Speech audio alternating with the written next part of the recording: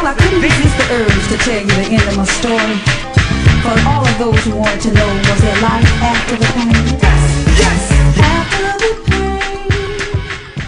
pain. What's up, y'all? Let's talk. Now, before we get into tonight's conversation about these motherfucking relationships, let me take a minute to welcome you back to my channel. And if you're new here, offer you a free subscription. Yes, you can join the family too. All you have to do is click that subscribe button below. Now, once you click it, don't forget to turn on your notifications. I don't want you to miss out on none of these conversations. And as usual, this is about to be a great one. Yes, we are going to get a little deep, honey. Tonight, we are going to talk about the circle of abuse.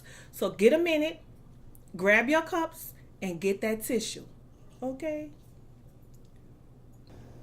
I am so glad that we are finding humor before we begin this topic, because tonight we're going to go a little deeper.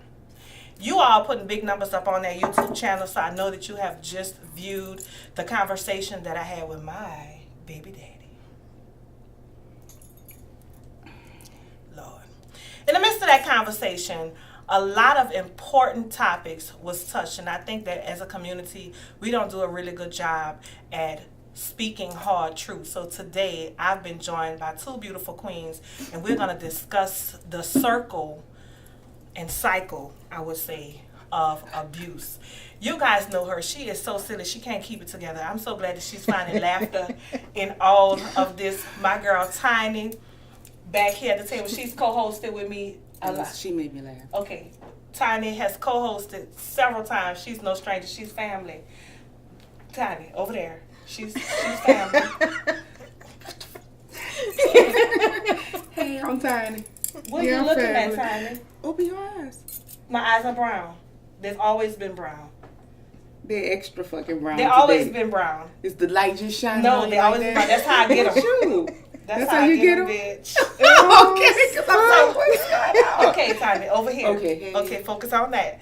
So, you guys know Tiny, and we are joined by a special guest, Miss D Soul of VOS. Yes, ma'am. Oh my goodness, I am so excited to have you finally here at the table. Thank you. Appreciate Seriously. it. We've been trying to get hooked up for the longest. For the longest. I have to tell y'all a funny story. Y'all know I got to start everything off with a funny story. So I actually met Miss D here at a radio interview at ARS Atlanta. Mm-hmm. I was invited in by Uganda the Goddess to come in and just have a conversation. I think we were talking about relationships. And, you know, she was praying in the corner because I was telling them about the time I had dated a gay man. You ain't never told me about that. I ain't never heard that. So you been holding secrets from Tiny? Yeah. Tiny is fragile. You have to give her little pieces. She's fragile. You see her falling apart over here? I want to know that story, though. Yeah. Best boyfriend I ever had. I'm sure he was real attentive. I'm talking. Listen, shout out to you. He's on the top. He's on the top 5 list for many things. Okay. That's not our topic today, though. Okay, all right. I'm gonna let that one go because that shit got me go. Yeah, I'm always forgot that. Okay, yeah. but I'm so glad that you brought up. I never talked to you about that because part of the reason why you're here, one, you're funny as hell. Mm-hmm. The audience love you. The camera love you, baby. You're giving me a cat eye. That's everything right now. Well, thank you. Yes, ma'am. That's right. But the other piece is you've attended the meetups. You've come out. We've talked personally, and you really share. Mm-hmm. And you and I love you because all that you have been through and lived through, you address it, you own it, and you're doing your best to work through it. Thank you. I appreciate that. Absolutely. That's why we're here. This conversation is important. I appreciate that. Nah. It was nice. I mean, she was serious. I'm serious. She just that. Now, Miss D here. I could not drive this conversation on my own because I personally don't feel like I am equipped to really give you guys healing. Mm-hmm. If that's the thing, I don't feel like I'm not all the way there, but Miss D works with. But tell us about VOS. I have a domestic violence organization, 501(c), It's VOS, Voices of Silence. And the reason I named it Voices of Silence is because so many victims are shamed to silence. It's not that they're afraid. They're silenced because of the aggressor. So they're afraid to talk about it, not only to the aggressor, but for the closest family members, because they don't want to be judged. And mine is to empower, educate, and evolve to help those who going through it or who have gone through it get over it. I'm currently getting ready to launch my first poetry book called Healing Through Poetically Speaking. 738. Okay. 7 mean you've overcome. Completion. We know about 3 sevens. mean completion. 8 mean new beginnings. So with that book and the back of it, I'm currently finishing up a program where it teaches you how to heal and get over it. The first step is, what's the root? What's the root? Everybody have discovered some type of pain. But where did you first recognize that you had pain, that you knew you had feelings? It could have started at 3. It could have started at 4. It could have started at 30. So you get to the root of your pain and find out where did you first start your pain and know that you had feelings. Something may have happened to you in your past. Me, I was sexually abused at the age of 8. And as I was talking to Joy, I shared part of it. At the age of 8, I became the dinner to my stepfather's plate. At the time, didn't know it was rape because no one took the time to educate. So we have to educate our children and educate those who really don't have. Even though you be a victim, you still really don't have no knowledge of why you allowing yourself to be the victim. So if you've discovered any type of pain when you were younger, I said, it'll never happen to me. Because I saw my mom go through it. But it became a generational curse when it happened to me. So with me saying it'll never happen to me, I still allowed it to happen to me because it was familiar. So he baited me, spoiled me rotten, baby. I was getting $1,000 a week, but I had to account for every penny and bring receipts back. And now you're talking about your first husband. My first husband. So you saying that was like control. Yeah. So for clarity, what you've just shared with us in the audience here is you was sexually abused by your stepfather beginning at the age of 8. No, I was sexually abused by my mom's. Yeah, by my stepfather. You're right. Beginning at the age. But the curse began with my mom, because she wasn't just abused; she was raped. So you're looking at a product of rape. I never knew my father. Wow. But I know who my father is. I didn't learn until I got in my late 20s by accident. Listening to my mom, 2 of my mom's sisters talk, and they didn't know I was in the room. And them family secrets, huh? Family secrets, Man, baby. It's serious. I Family got molested secrets. at 5 by my mom's boyfriend, who I thought was my father, but he wasn't. You know how they say this is the man who you see around, so you just correlate that with that, and if they don't correct you, that's what you're thinking. So yeah, he did what he did. It kind of was started off with I slept with them, but not. That's what you said. Not. I wasn't under the cover with them. Some kind of way they had themselves separate, but I was in the bed, right? So I could see something going on under the fucking cover. I'm like, what in the hell? I'm 4 or 5. Like, what they doing? In my mind, I'm like, what are they doing? You know, I had no idea. But eventually, he started to touch me in my sleep. So it took me a while to get. I even started wetting the bed. You know, and that's what got me put out of the room. Wetting the bed. So when I got put out of the room, that fucked him up. Like, you know, I'm supposed to be in there. He getting off over here, and once and off over here, he probably getting off that I'm in the room. Yes. You know, all of that, right? You start letting your emotions out by wetting the bed. Exactly. So once I got put on the sofa, he had to find a way to get to me out there. So he would send her places. Wow. But I did get up the nerve to tell her, and she told me she talked to him and he thought I was her. F.O. This is where I got to put my glasses on. Right here. Well, baby. How, bitch? How? I love her. I love her today. You know, you just something about your mom. You just don't stop. Yeah. But how, bitch? Did you carry some type of resentment for a minute towards your mom? Towards my father, my real father, because I felt like he should have been there. He wasn't there. Yeah. Well, we have something similar because I carried resentment towards my mom because So I told her. So and inside nothing was done. So inside of your teaching, is resentment one of the stages? So we're gonna talk about that. Okay. Went to the charity hospital and got my stomach pumped and it taught me a real valuable lesson. Bitch, you don't want to kill yourself. Right. Basically. Okay? So, then fast forward after Katrina here, that was just too much. It was. Okay? I didn't want to go there, but that was just way too fucking much. And I was living in Covington, driving to Marietta.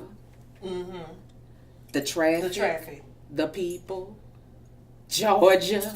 The pollen. Yes. The fucking people. Yes. The clothes they wear. The way they look. Everything.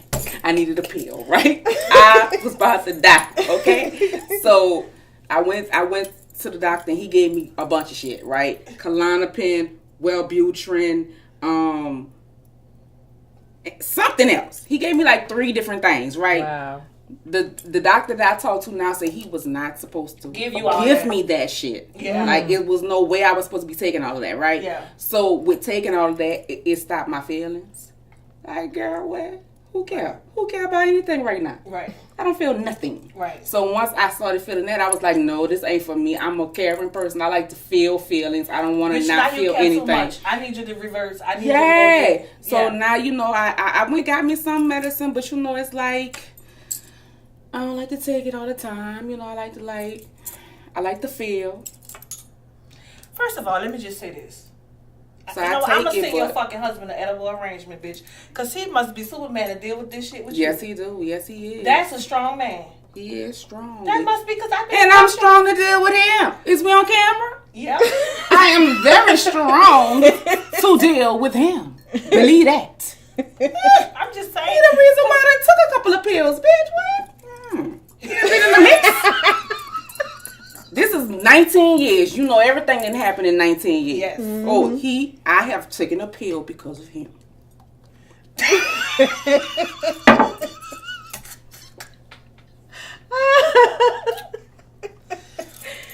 Oh, you give me life. See, it's more like me in the world. So, like, you know, I take my little pill. So, yes, the doctor wants me to lose the weight. He said, Natasha, these is too jigga. Yes. They're hurting all your back. Yeah. You got too much of that belly fat. Yes. Like, come on now. You know, get that off you. You're too depressed to work out. Let me get you something to help you out. Oh, really? Yeah. Huh. I just figure if I have most sex, I'll be fine. Well, you know, I have a lot of that too. And, That's what I figure. Because you need that. Touch is important. They teach you that. But see, that's my issue. I'm not that intimate.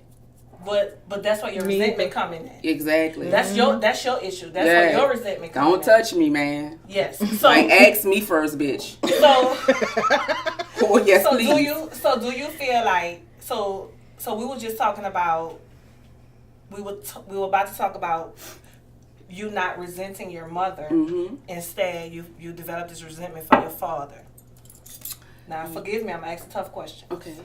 Do you feel, as an adult, when you look back on all of those things, do you feel like maybe you don't resent your mother because she passed? Both of them dead. Really? Mhm. I didn't know that. In the same year.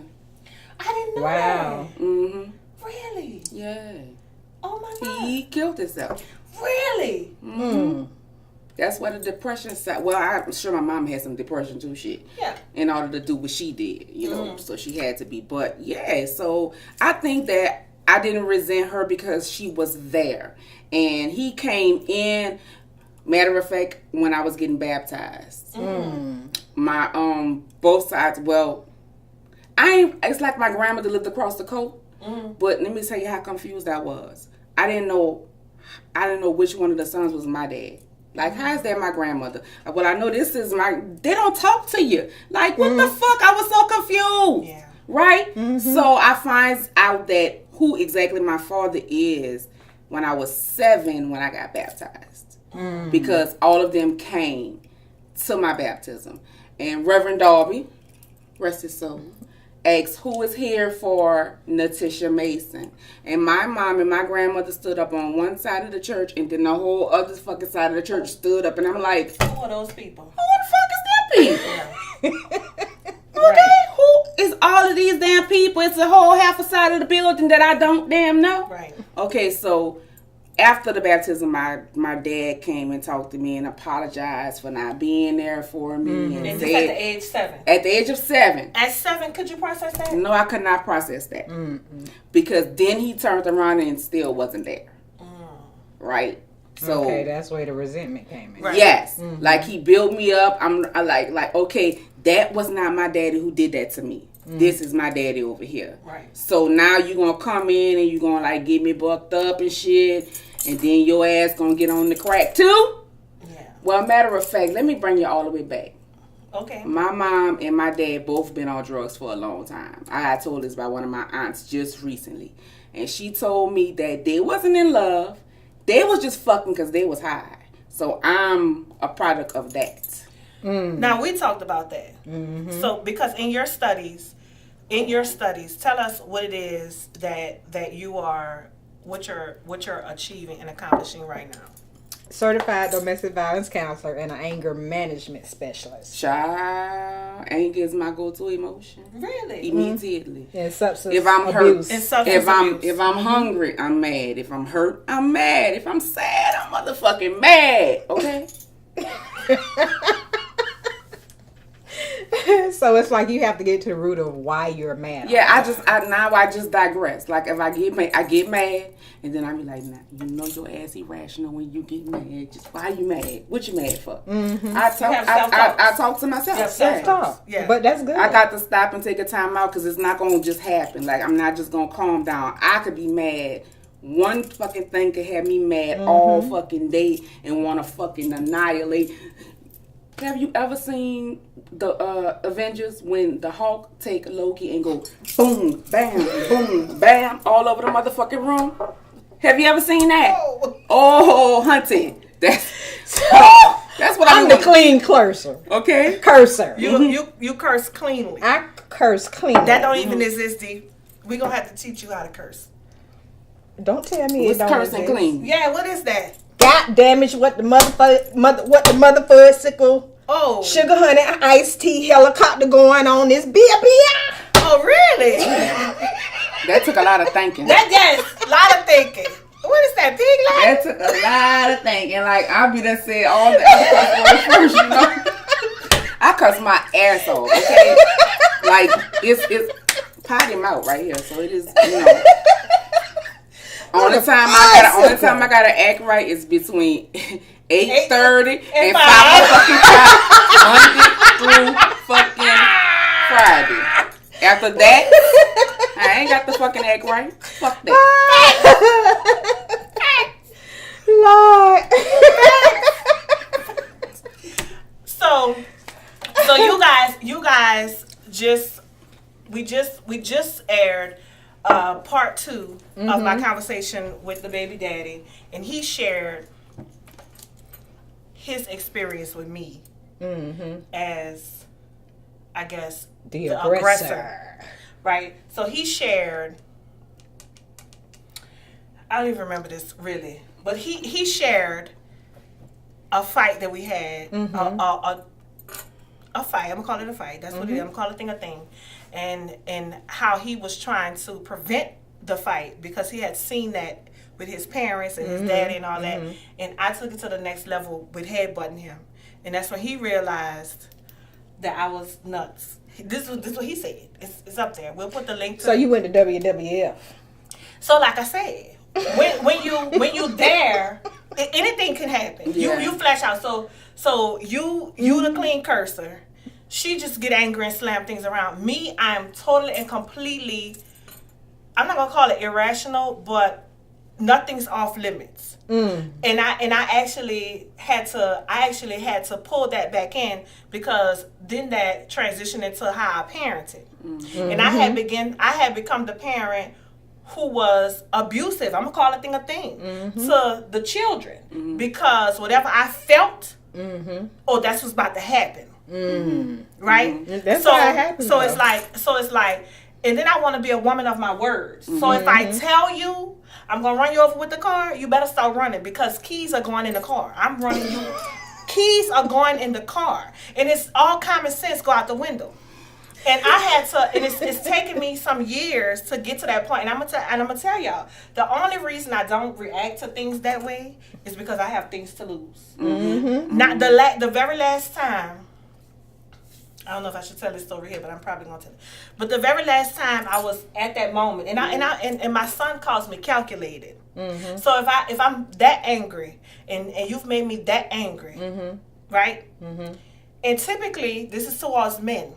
Because here we go about that hurt. A woman can't take me to that point. My sisters, Lord have mercy, I think they're trying to kill me, but I shut down with them. But a man, listen, I'm calculated. I'm calling somebody I know that's reliable, and I'm the person that's like, my debit card is under the crock pot on the thing. There's enough money. I've Googled how much bail gonna be. The county that I'm about to be in is Douglas County. I don't want to sit long. So as soon as I commit this crime, bitch, come get me. Matter of fact, go sit at the jail right now because that's where I'm about to go.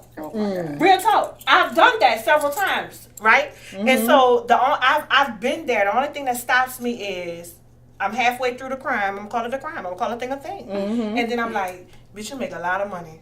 You can't lose your job. Exactly. So what happened with the man at a child that brought you to that? Because it's your aggression is stemming from some type of pain. So many things. So something happened. So many things. On the next episode of Around the Table with Joy. But I feel like men target women. They do. And this is why I don't. And let me tell you something. This is why I don't date freely now, right? Because I'm living in a different era of life, and I'm living in an era of life of I can identify, right? I can identify what happened. What was the triggers? What I not 100%, but what I needed at the time. What I would have liked my parent to do. What I would have liked my family to do, right? So when I think about like dating, I'm not talking about dating because I'll go out on a date with almost anybody. But when people enter, it's free. I like steak. Bitch, I'm wide. I like to eat. But the other part, although they say I never eat all my food, so he'd be like, why did we come here? Are you gonna eat this? Why you didn't say what the whole name? Because we're not doing it. Because I know the last time we was on camera, you said you wasn't doing it. Because we're not doing it. Okay. After the pain, you come.